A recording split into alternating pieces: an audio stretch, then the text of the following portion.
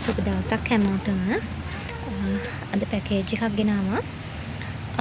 ඉස්සෙල්ලාම මේ තියෙන්නේ ඇන්තනීසියා වයිට් හොඳින් සීසන් වුණු පැලයක්. වලට පේනවා ඇති. හොඳට මුල් තියෙන පැලයක්. ඊට පස්සේ එතන තියෙනවා නෙදර්ලන්ඩ් ෆ්ලෑෂ් පැලයක්. ඊට පස්සේ තියෙනවා මනි ෆ්ලෑෂ් එකේ හොඳින් සීසන් වුණු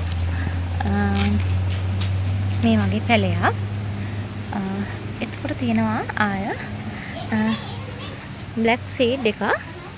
බ්ලැක් සීඩ් එකේ තියෙනවා පැල කිහිපයක්. මේක බුෂ් එකක් විදිහට. ඊට පස්සේ මෙතන තියෙනවා ජගුවර් ග්‍රීන්. මේ තියෙන රොටිරෝ වයිට්. ඊට පස්සේ මේ තියෙන්නේ ගොඩක් ලස්සන මේනි පැලයක්.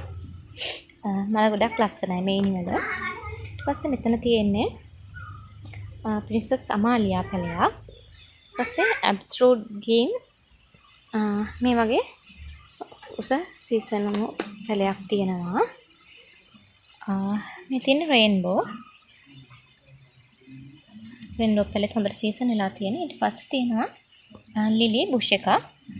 චූටි පැල ගොඩක් එක්ක ලිලි බුෂ් එකක් තියෙනවා. ලිලි ඉතින් හැමෝම දන්නවනේ මෙන්න මෙයාගේ බුෂ් එකක් තමයි තියෙන්නේ.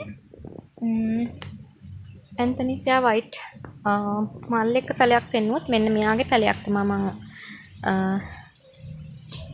දීලා තියෙන පැකේජ් එකට. ඊට පස්සේ නෙදර්ලන්ඩ් ෆ්ලෑෂ් මව් ගහක් තමයි ඔයාලට මේ තියෙන්නේ. මල පෙන්වන්න ඕන නිසා මල ඔයාලට ෆොටෝ එකක් එවන්නම්. බලන්නකො ලස්සන ෆ්ලෑෂ් එකක් එක පොට්ටුවක් තියෙනවා, පැලයක් තියෙනවා පෙන්වන්න. මේ තියෙන නෙදර්ලන්ඩ් ෆ්ලෑෂ් එක ගොඩක් ලස්සන වර්ගයක්.